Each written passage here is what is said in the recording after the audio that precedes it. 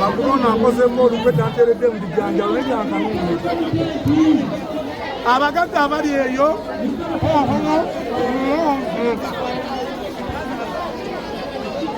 Oh my God.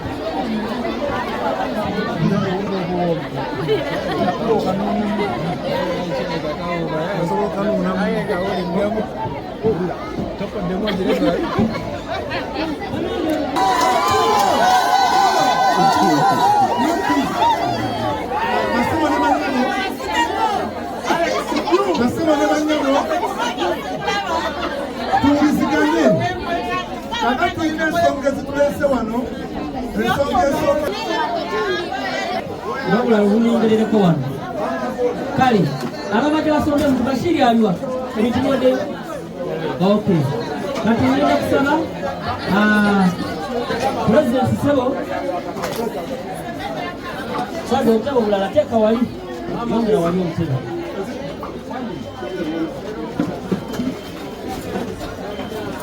Netwagala wakola fujjo wano.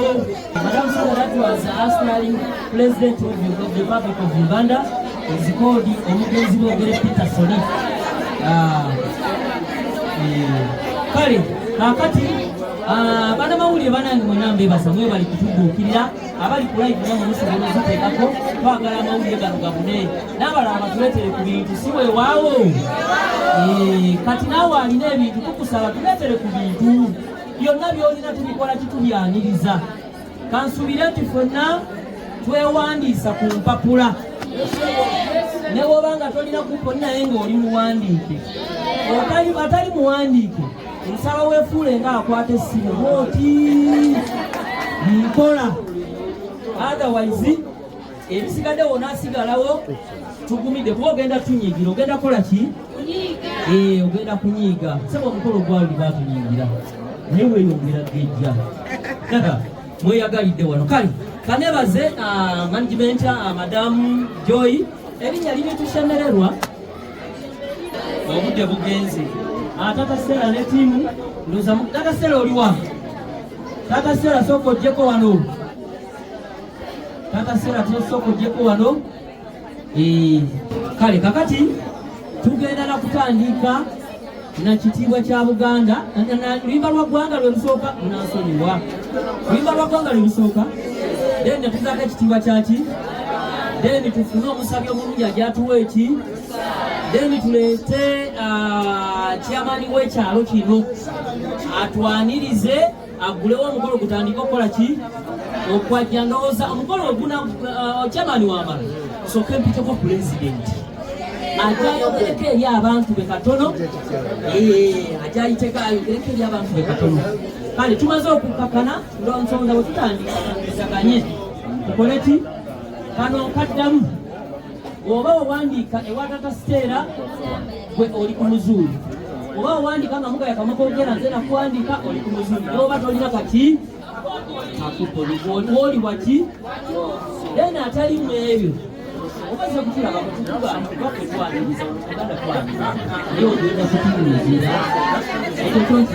kakati kanyanirize mamimire ojje otuwe amaliriza ye kenyini ndowooza yayinza otuyitira president then awo muzindalo mumale mukunzirize then tulaba kiki ekiddako neyanziza neyanzege Madamu Mire oba Musengamire gwe oli waggulu tumuweeko obugalo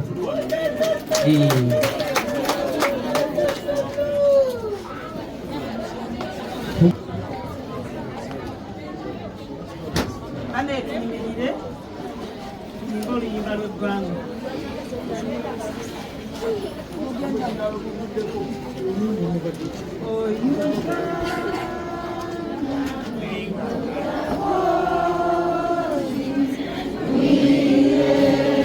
A future like free for liberty together we always stand. Tugenda kuyimba ekitiibwa kya Buganda ekirungi ekisooka n'ekisembayo. Vedane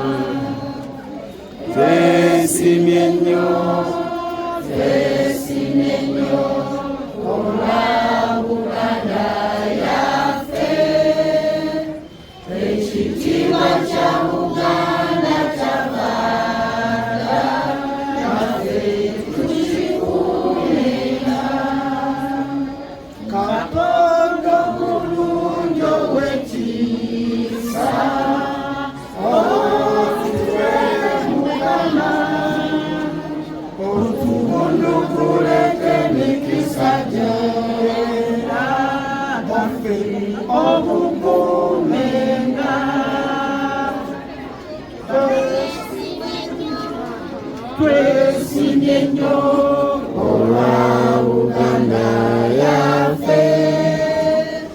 Ekitiibwa kya Buganda kyafaayo, naffe tukikuumenga. Pulezidenti Ssaabasajja Kabaka asaanira fuga Omuganda gwonna, baffe bakumwesiga.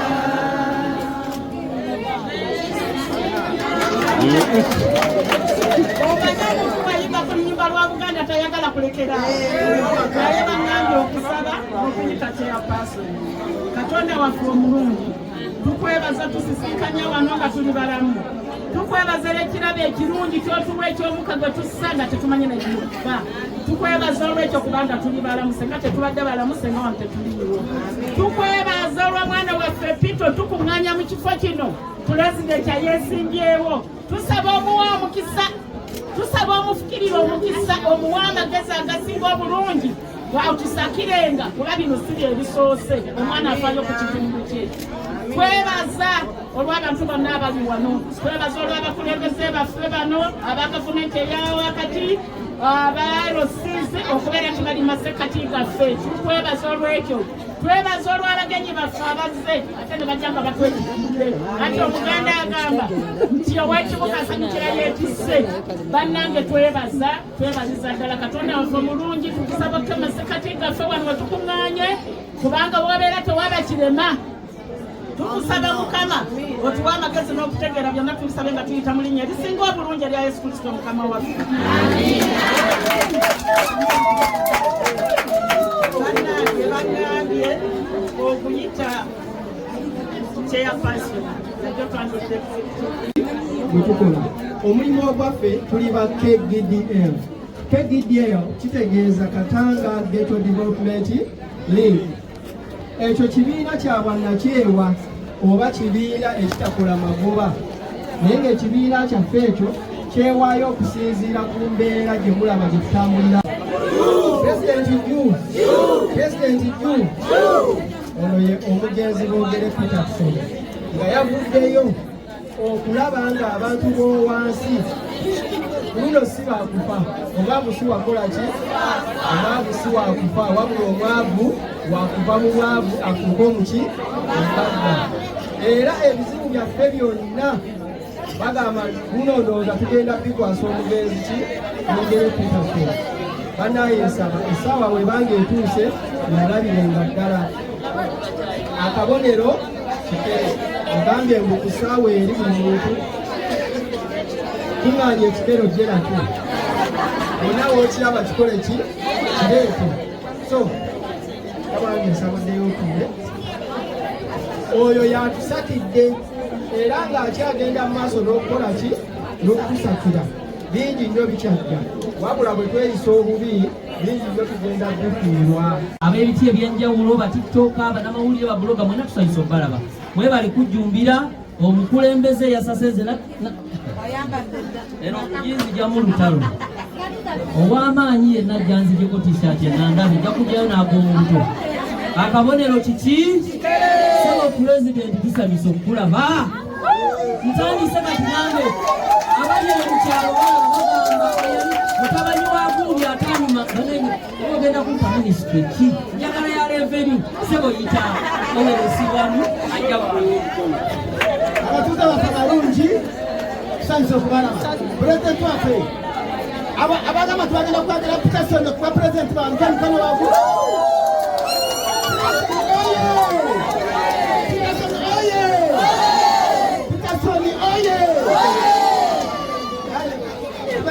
Pulezidenti w'ekyalo kino omukyala Mutasemererwa John kyangwa muze ku bantu bo chairpersoni abantu bano balinze bwe bagenawo ebigambo byo oyalinze n'omukulembeze waffe Peterson. Basaba tonna baffe balungi muwulirize bulungi.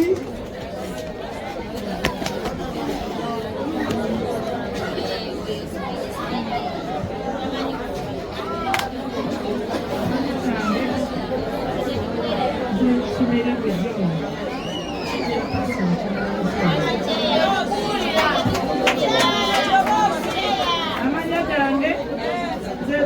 gwe gyo kyempasi mukumanyizo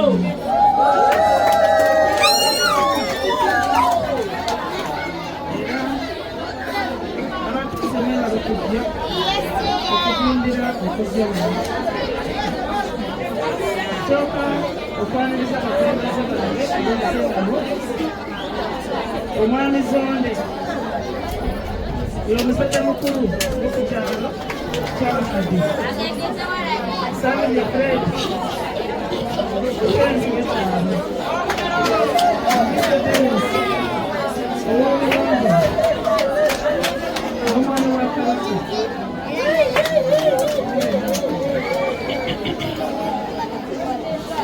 nange bino olwaleero nange mbadde sibitegedde naye mbivuddemu bitegedde ntali opulezidenti wano bampise baali nga kitegedde ono ye pulezidenti asooka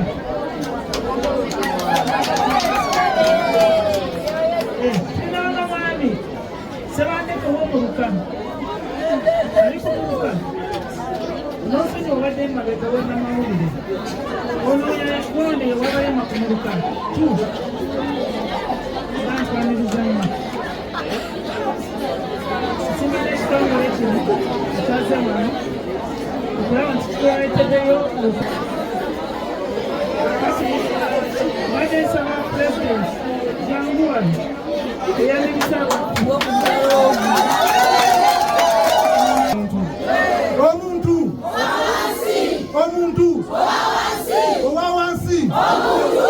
owawansi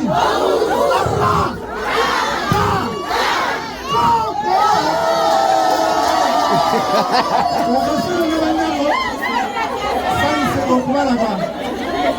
I'm happy for looking for you, my guests and my people of life. Thank you for coming.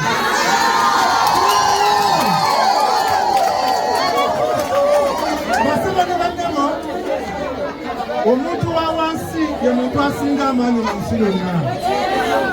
Omuntu wa wansi singa taliiwo, singa abantu bawaggulu tebaliiwo. Lwaki tugamba nti omuntu wa wansi asinga amaanyi? Kubanga ffe tukolera abo abantu bawaggulu. Si ffe bapakasi baabwe, si ffe balimi baabwe, si ffe balusikalo baabwe.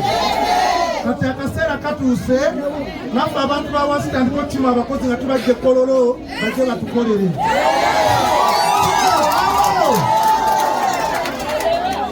Si weewaawo. Kaakati erinnya bampita omugenzi Boogere Peterson. Omugenzi Boogere Peterson era Ssaabasajja Kabaka yasiima n'ampa obukulu bw'ekika. Nzaakulira ekika ky'Abagero kibadde tekiriiwo mu Bwakabaka bwa Buganda. Naye Ssaabasajja agambye omugenzi katukimuwe akitambuze. Era Kabaka n'ankwasa obuyinza obulabirira buli mufu yenna ali mu Uganda. Omuntu wa wansi jju! Omuntu wa wansi jju! Kati waliwo ensonga endala eyasinze okunkwatako y'ey'Abaganda baffe Bakadaama. I have no Kadamas is out nga babonaabona. Naye tetusobola kusasula abawalabu abo mu lutalo. Kati abawalabu twabalimbye ne tubagamba mujje mu Uganda. Uganda is the part of Africa. Si we kiri?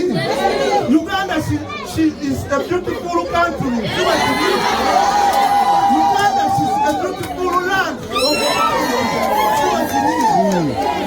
Bakabasanyudda. Kati tugenda situla abawalabu tubaleete wano. Naffe Abanauganda tuve wano tudde Buwalabu.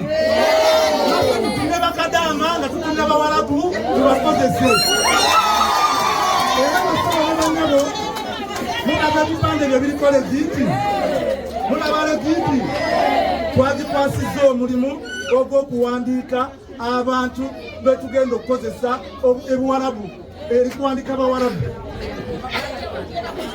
Ng'enaku z'omwezi 25 ogwokuna tunaaba tuli Buwalabu omwaka ogujja. Kati legiti eno egenda tuleeteranga abakozi ng'etuleetera Abawalabu naffe tubakozese.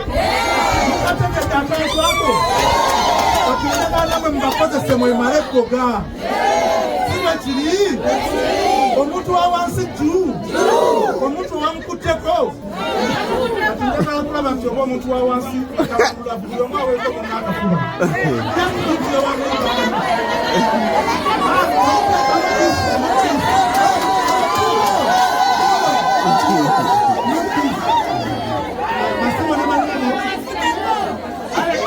Nasema ne banyabo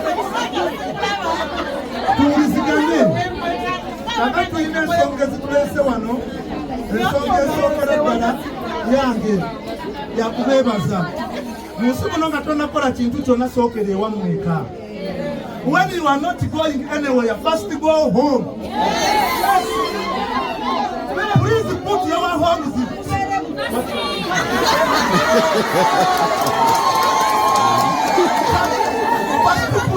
Your family time.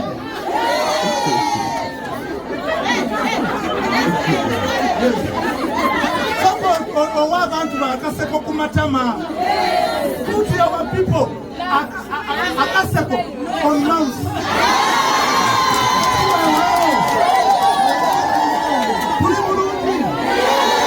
Era nzabagamba nkolerawo omuntu wawansi wagirira bwati natandikirawo omuntu wawansi basimbula bwati agamba mpaka mu bantu bawagulu muya mpasawe sengudde mu legiti ndigambe legiti ono muli bulungi mulimu esi naye waffe wali abantu balungi bamama baffe bali bubi bakazi baffe bali bubi bajja baffe bali bubi bali wano sala ku magezi gonna tulabe nangamba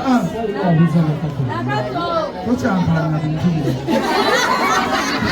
ebintu bino byetulumbya amakulu ga ggwanga toleeta tibitalina makulu omuntu ayogera ku nakato ekiwandiiko twamaze ddo kibaga twateeseyo mu nnira erinnya lya nakato lukangiriityo tunira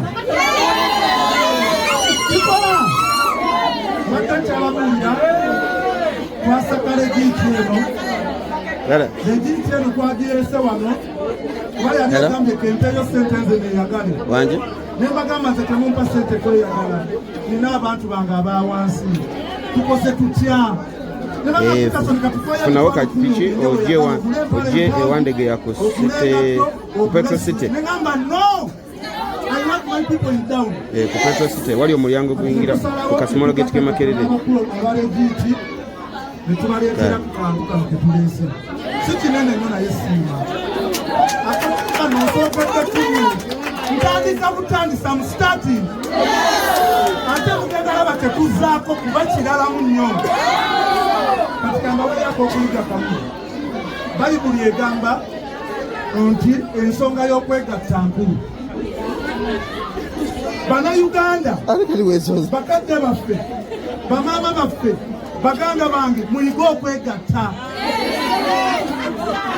era okwegatta tugenda kiteera ddala mu ssomero kyekimu ku biri mu manifesito yange I want to start adding okwegatta njagala omuntu ayiga okwegatta muyige okwegatta ye mukwegatta muno tumalamu bbanga ki bayibuli ebyogera bwekwegatta n'omuntu kitwala kiseera ki bwe twegatta bwe tuti kyekiddako kyekiva mu kwegatta kyekiva mu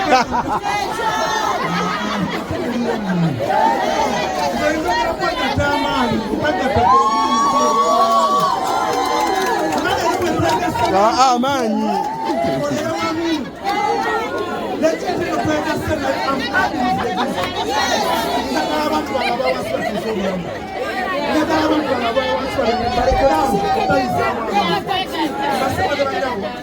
enamba esika wano entenderi abantu abeera muabanga ekyokuzikirirwa enanga yakugamba ntunulanga ekintu kyebakemeranyama naye atifaanana nze omusajja omulungi bweti siri mulungi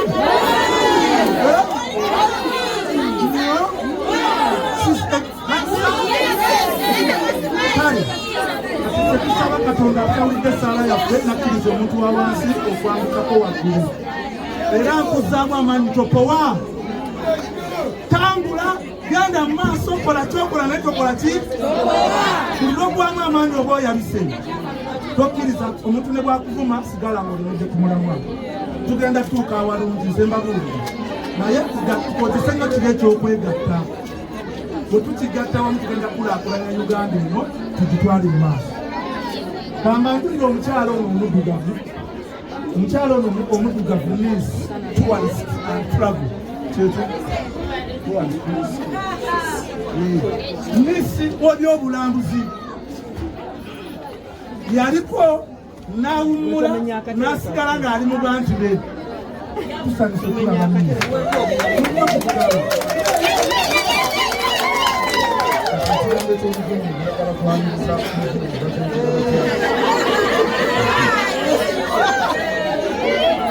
Let me take the request.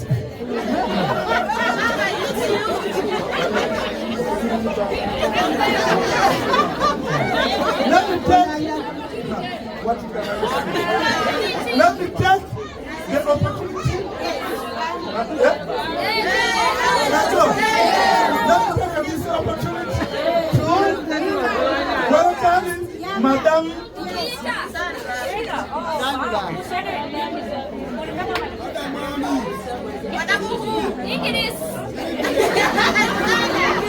Okay, let me tell you back again. Let's welcome to Madam Sweater.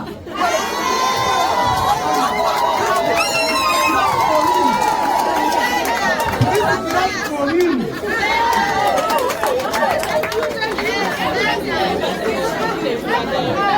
Thank you so much. Thank you for coming. Thank you so much. Mumumpere y'obugalo.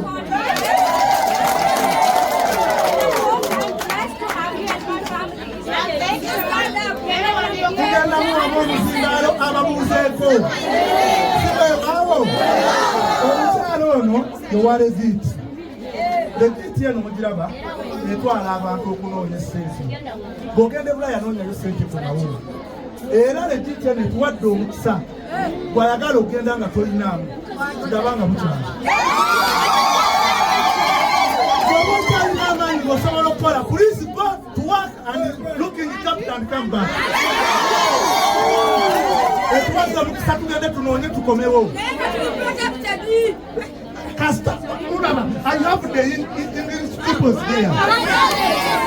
Weewaawo omuntu awansi juu. Omuntu awansi juu. Kansooke mpale omukisa guno okwebaza abaana ba midiya bano. Abaana ba midiya bano mbalaba. Bantu b'amaanyi. Singa sibbo singa situliiwo.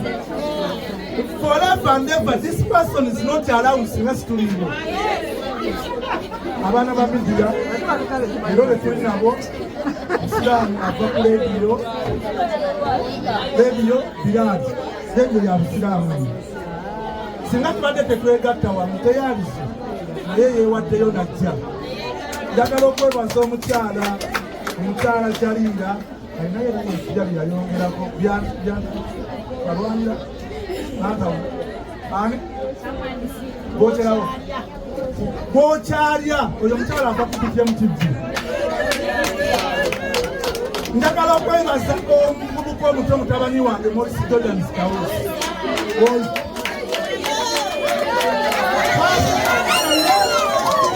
nekisulako naye mbundi bwe bumu oyo yangomako ku kitanda ekyesawa njagala okwebaza abaana ba NPS baganda bafe aba NPS batuusidda bwe tubeera ne next meeting ekisi tuba tugiyina ku next meeting yawo nenawo naye kano akantu kakulu. This is the problem, is issue. Kalonde tokakuuma bw'omala kalonda, please go home and rest in peace. Bw'owumulamu olinda biki ebigenda okuvaayo ngenda kakuumira bwerinda kiri kulayira kwaffe. Basebo ne banyabo mpala omukisa guno okwanirizaako omukyalo ono Misi Tuwarisi atubuzeeko katono tetuvaawo twanirize mukyala Swet okuva mu Ligiti. Kasoke twange. Kale, baba kuntereezaamu kyoluzungu mbadde njogera lwaki n'ebikantukire Luganda. Ngenda kwaniriza mukyala Swet, bwe mmaliriza. Ngenda sooka kwaniriza Mbiisi. Bwe mmaliriza okwaniriza Mbiisi, tugenda kwaniriza mukwano gwange mwami Asha okuva mu Ligiti. Yagenda okutwalewo omuzungu. Ebintu biri mu poloseesi. Naye omuzungu ajja kiggale. The muzungu come and close it. Si weewaawo. Kale omuntu wa wansi jju. Akabonero kikere kalonde tukakuuma. Please go home and rest in peace. Thank you so much.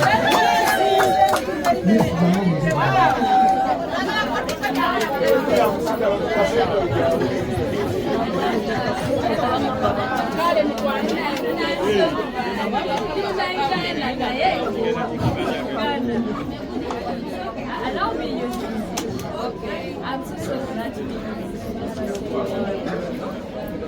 Yeah. Many president yangambye leero yabadde kiro n'asikira message tugenda Katanga. Mugamba, let me try my best and I'll be there. But I thank God that I'm here. Yeah, sijja kwogera bingi, but what I can say, I'm Miss Travis Vista Uganda. Then I got a number. I got 2021, 2022. So one thing I can tell you, believe in your soul. Me, when I was contesting for Miss Travis, people used to tell me you're ugly, you're too short, you're too fat from Miss Final Velasquez. But if it's meant for you, it's always come to you. So don't give up. Now present Wakwe. He woke up, he had a dream to contest. I know that a lot of people telling him to solve that Chikola, but trying is better than letting. Always try. If you have a dream, reach out to your dream. You cannot respect it, just like I made it at this point. Kuwabudde kantwale omukisa guno okuyita mukama wange muganda wange. Okay.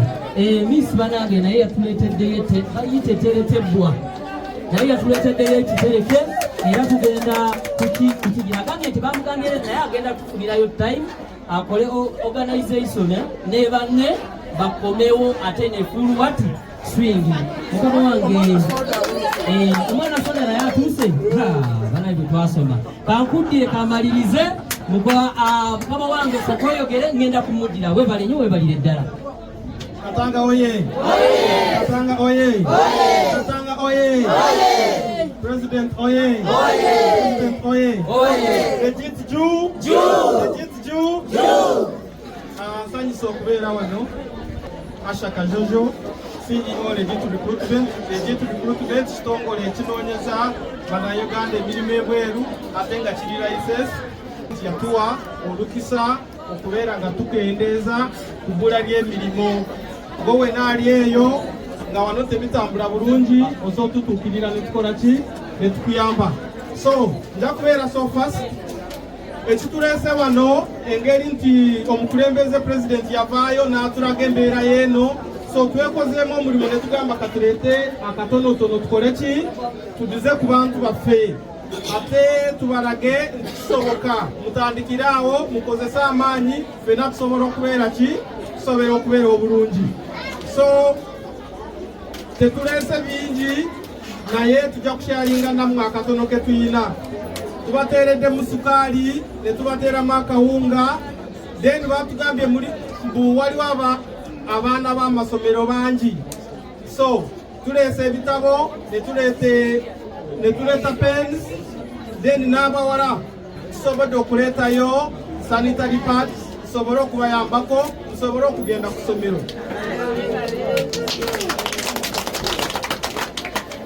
Eno taamu nja kukwatirayo omwana omu ow'omu Katanga musasulire school fees. Ekyokubiri munoonyezeeyo n'omuntu omu ow'empisa nsobole omutwala afune omulimu ajja kukolera mu Dubai Airport. Ajja kumutwala nga tasasudde.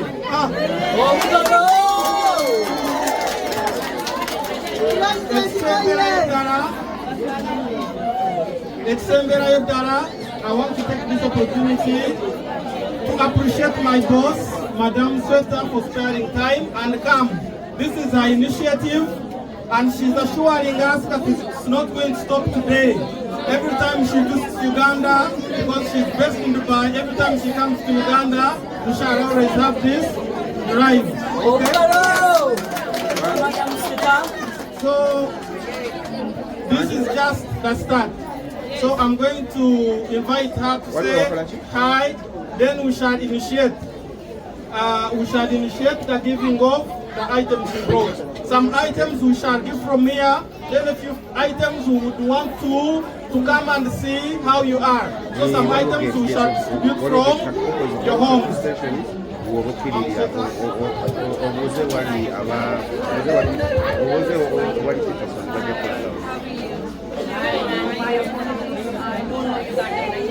I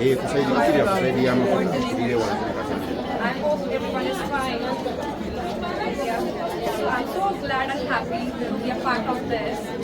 Again, of course, blessed to have you as of my family. So I'll make sure whenever I visit Uganda, so I'll be here. Saying what I want to say. Thank you. Thank you.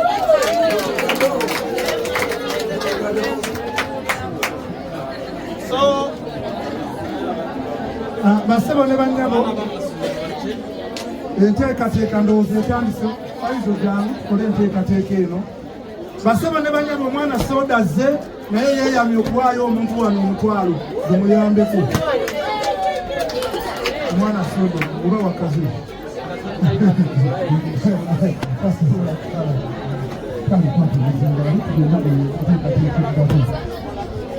kale kakati omukulu alina enkyukakyuka gy'akozeemuuko olw'obudde. Waliwo ebintu ebimu tugenda bigabira wano, ebintu ebimu tugenda genda ddotuge batuuka ku mulyango naye abalina obupapula etwawadde coupon tugenda kulonda wano tiimu bakugoberere bwogenda obakulembera mbabikukwasiza wa ku mulyango ewuwo.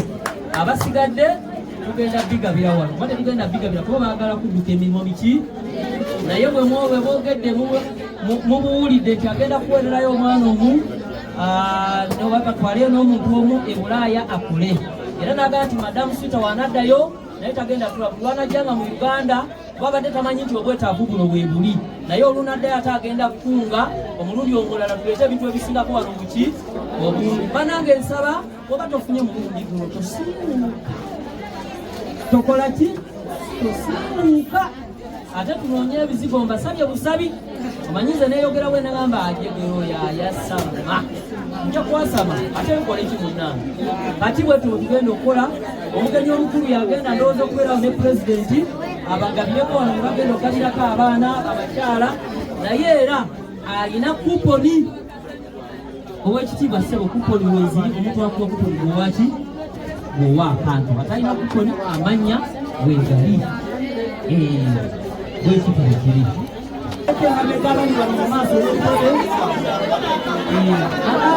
anange security anange tukakane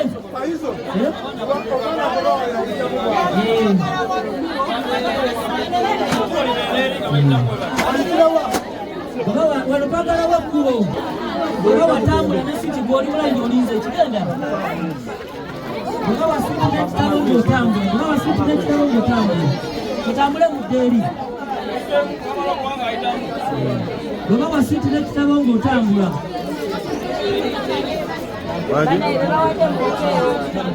wanje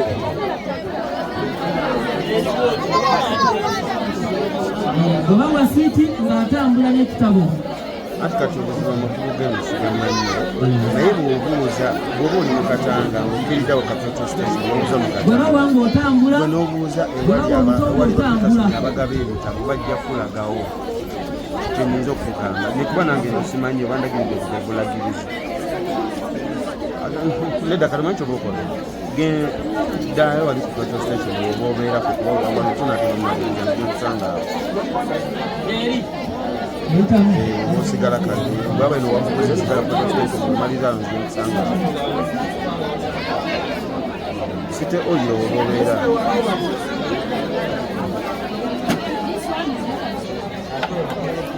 muddeeri baba wa muddeeri mutambule bana ebikolebawe ekkubo abaana bano bayitewo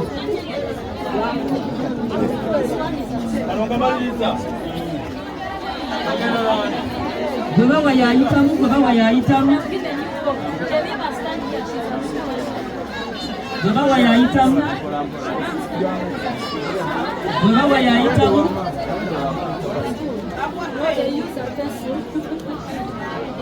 bwe yayitamu bwe yayitamu bwe yayitamu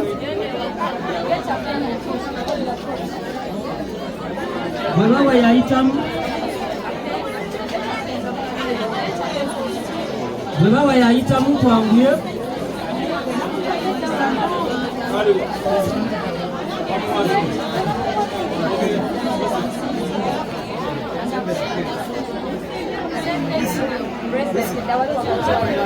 bwe yayitamu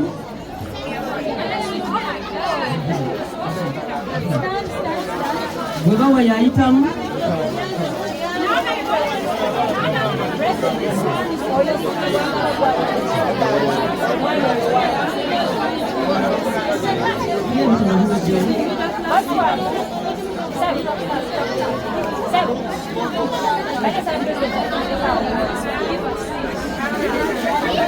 bwe baba yayitamu pulezidenti n'omugenyi omukulu bonna bagenda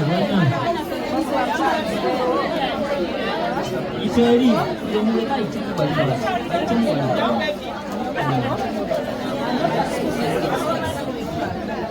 bwe baba yayitamu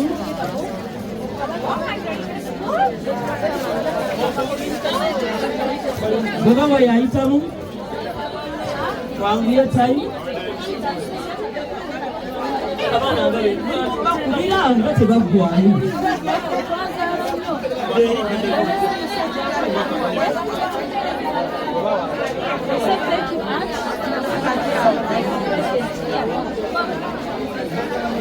bwe baba yayitamu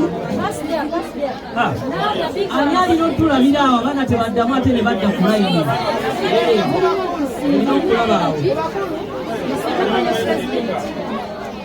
bwe baba yayitamu twanguye tayi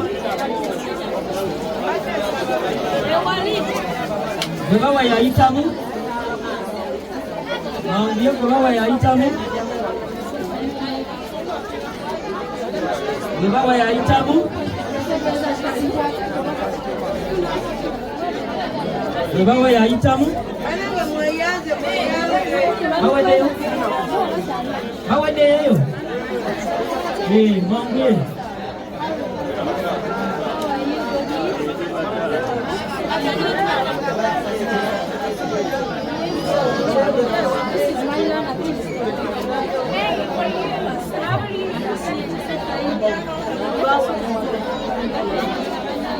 Gende mwanguye tayi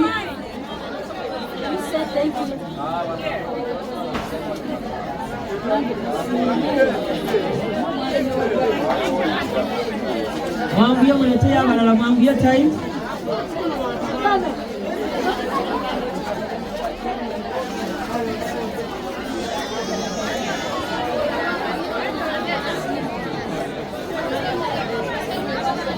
mwanguye mwanguye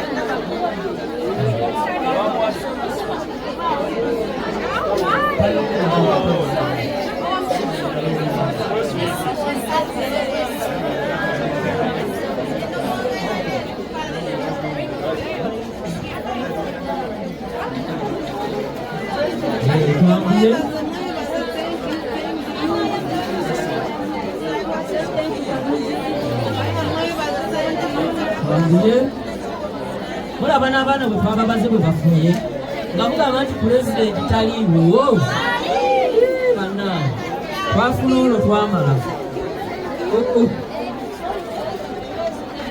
bw'atuula mu ofiisi njagala bwa revenu kamme oba ku bwennyonyi ngenda leero abaana basomera mu Amerika abalala ate nze abakulira ennyonyi lwaki abaana bange basomera mu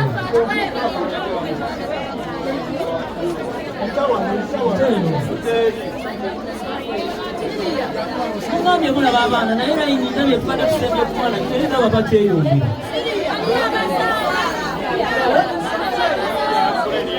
njagala kulaba mwana kyasembayo abasembayo oyo anguye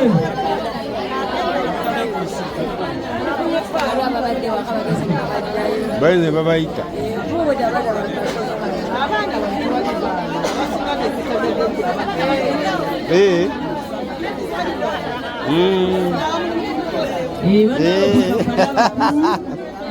buli kimu naddala ng'olina omukono oba weewandiika mukukola ate wandiika gwensaasidde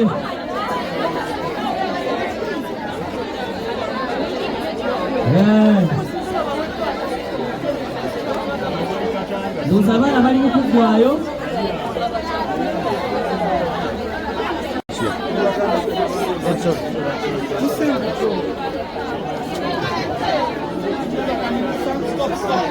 Yeah.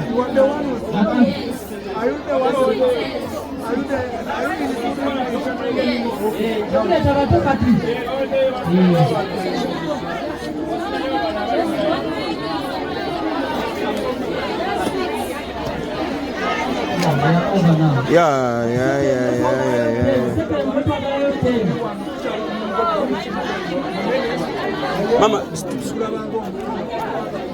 Second place, Papa 10. Second place, Papa 10. Sikamuke mabega katoni.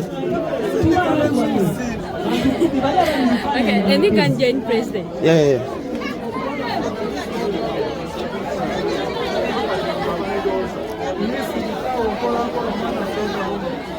Yeah, so you're right. Yeah, that's right.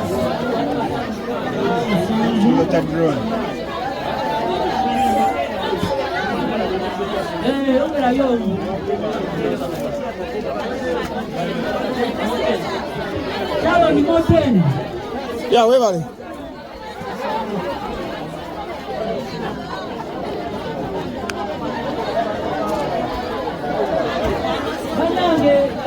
Banange mupakane. Muita wano. Birazani ya checho. Erinnya omugenzi boogera Peterson omuntu wa wansi. Omuntu wa wansi ddala yenze gw'olabako kati era omuntu wa wansi alinze okulayira. Bannayuganda ze pulezidenti wamwe boogera Peterson. Olunaku lwa leero tuli wano nsazeewo okusooka okujja mu bantu bange aba wansi bentandikiddemu era ensonga bbiri lwaki tuzire mu bantu ba wansi kusooka kubeera bana ayaavu mu pulogulemu ze tubaddemu mu kunoonya emikono naye abantu ba wansi abasinga bateeredde mangu nnyo mu kunoonya emikono teri kintu kisinga kuba kizibu nga kunoonya mikono era kusaba akatiko k'ebyokulonda pulizi this exercise dirikiti mu bintu bino mujjamu emikono. Why do you send noonya emikono 120 hands per district? Naye mukama mulungi tubadde mu bantu baffe abawansi batuwadde emikono naye ebizibu by'ensinkanye mu kunoonya emikono kyekimu ekyanviriddeko okusakayo akantu kano kaleeta mu bantu abantu bali bubi mu byalo abantu bange abawansi embeera mbi tebalina byakulya tebalina sabuuni ayoza tebalina mazzi tebalina bikozesebwa kati batuuseeko mu baana abawala ng'embeera ate yombi nnyo nini ddala naye mukama mulungi nti bino bye tutambula batunoonya emikono nagwa ku bantu bano abaligi nenjogerako nabo banatuukawo ne banzoleya nebagamba bw'oli ddiikuula lwaki ddiikuula mujja mu bintu bino naye bwe bampamu obudde ne twogera bakiraba nga kyamakulu nnyo kyetukoze era beewaddeyo okujja ne kisponsalinga ku bantu bano. Abantu bange bano abawansi mbaddiza first time, this is my first time okubaddiza. Ntandika butandisi. Sinnatuuka mu bukulembeze but I'm starting now. Ngenda kukola ku bantu ba wansi, omuntu wa wansi yeyagale, omuntu wa wansi abeere w'amaanyi, omuntu wa wansi nga tagambirwako. Atwalira n'omukisa guno okwebaza bannayuganda bonna we tutuuse nga tukolekitinga emikono mwebale nnyo mwebalire ddala. Baganda bange si byangu naye abantu abatufuseeko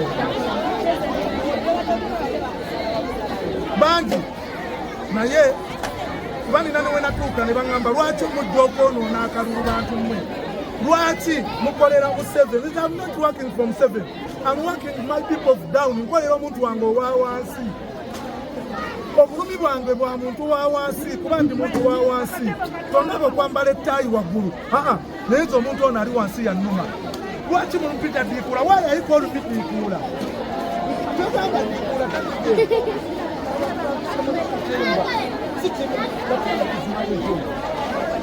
That's what I'm using you.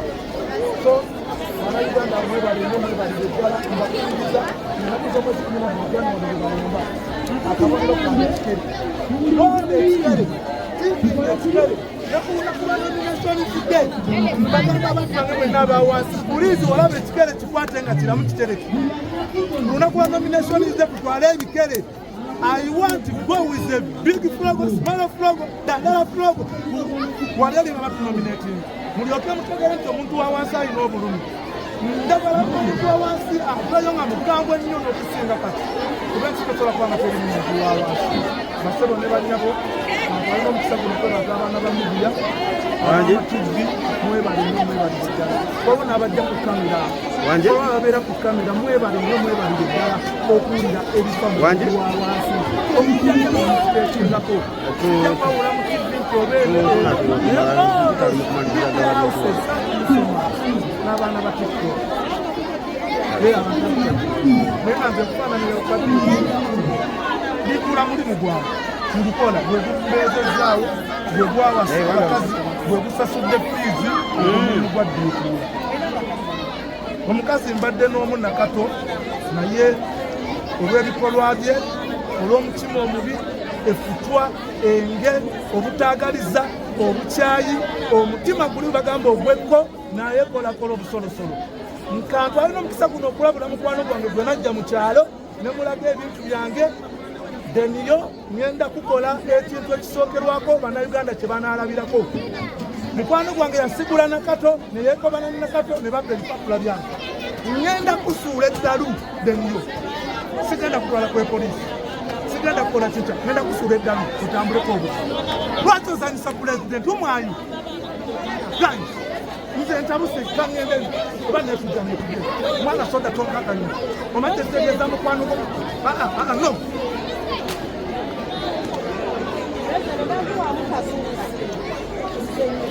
akawa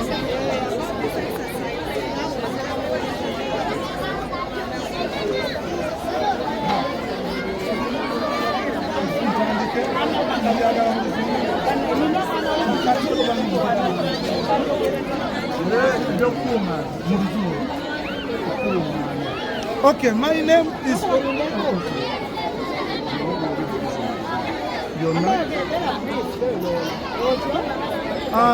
ladies and gentlemen, abakyala n'abakazi, my name is Omugenzi Bogere Peterson. Today I'm stand up there in ghetto to thank you, my people of downtown, all my people in down. Today I'm coming back for my people okubebaza. Nankwa kunembagambira mnonga ne muli abantu abanunsi.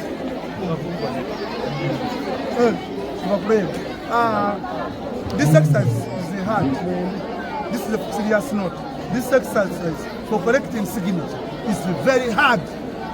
When to reach the person is asking you money, the first to go. President give me money, you have money. But this is simple. Let the person please come believe this is simple. Because the convincing the person to give you signal.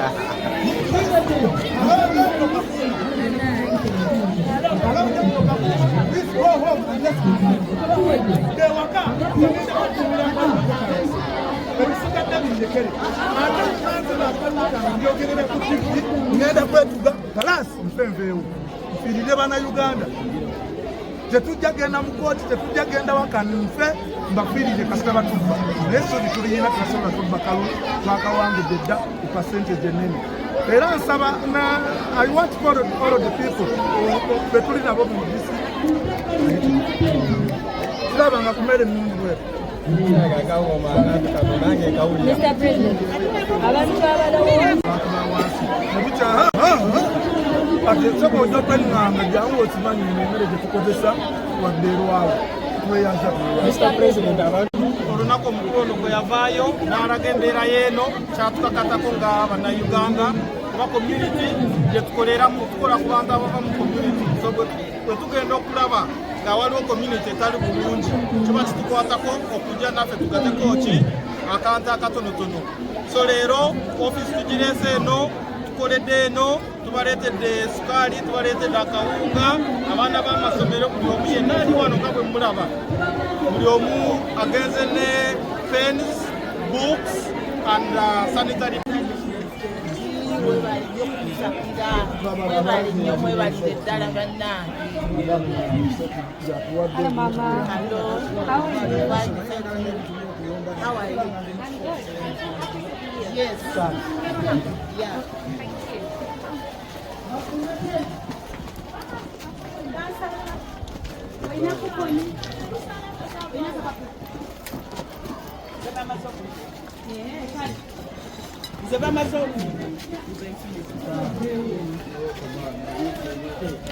So,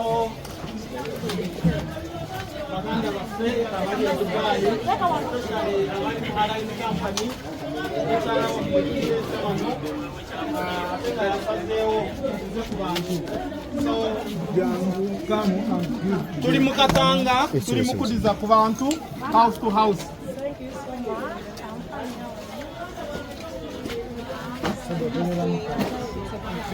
Kale, Mama, for you. How are you doing? Dako wana. Nendo zo scriptjamu bujja kwange no alisi wonna.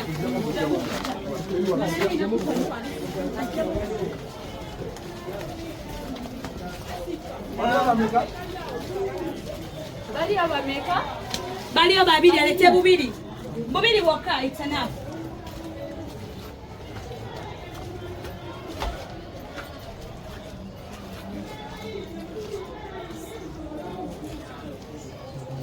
Yon.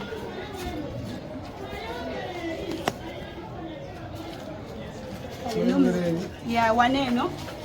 Ani aina wana ukukoni aliwa. Yes.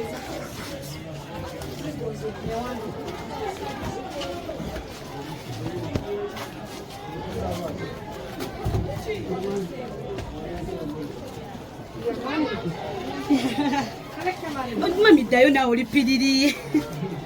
Mami alipiriri. Mami alipiriri. Come. How are you? What's your name? How are you? You're Tom. Do you go to school? Which school? Okay. This time, your school fees is going to be sponsored by the Jet Report. Wow. So they should bring you to office on Monday. You come and take the school fees. Okay. How many family members here? Muri bameka. 5. So you have your dad?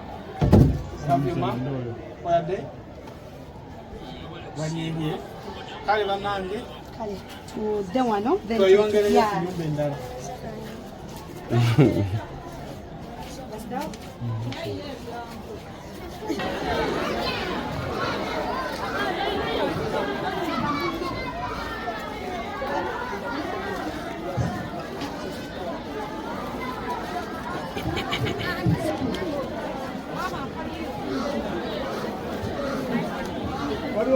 Omu omulala wuno. Kuko ni yabuse, mwana we yabuse.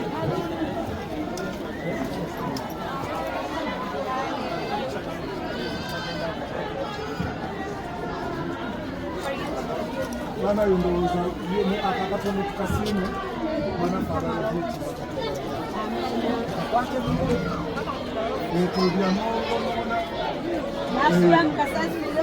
legiti yetuwaddeyo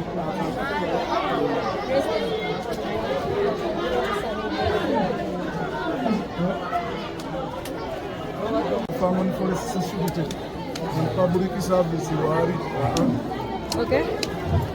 tugende Peter kantwala omukisa guno wanje kantwala omukisa guno okwebaza legit okusingira ddala kansooke nebaza manager Ashley omusajja yankubira nanga tutafuna njagala kulabako era we yandabako nawange obulamu butandise okyuka nemugamba obulamu bwange busaagala bukyuke bukka n'abantu bange bano bali batya era nasalawo nayongera otusakira sebumayanziza nawe balikkiriza okujjako wange nkusaba tulemekoma lwaleero tusigale nga tukitwala Uganda yonna kakuba tutandikidde wano e Kampala naye mu byalo eyo tujja. Madam, thank you so much for visiting Kepo. My pleasure. So next time again, if I'm here, I'm going to visit. Thank you. Basaba ne banyabo tweyanzege ade batugoberera kuva eri yonna gye tuli mu kutambulira mpaka wano we tuli era mbasaba buli omu abeere n'omutima oguyamba yamba munno ate tomala mu muno maalo kuba ebintu bino bikyuka ensi ekyuka tweyanze onaakatalekeka bannayuganda twala omukisa guno n'okweyanza abatufuga omutuwa emirembe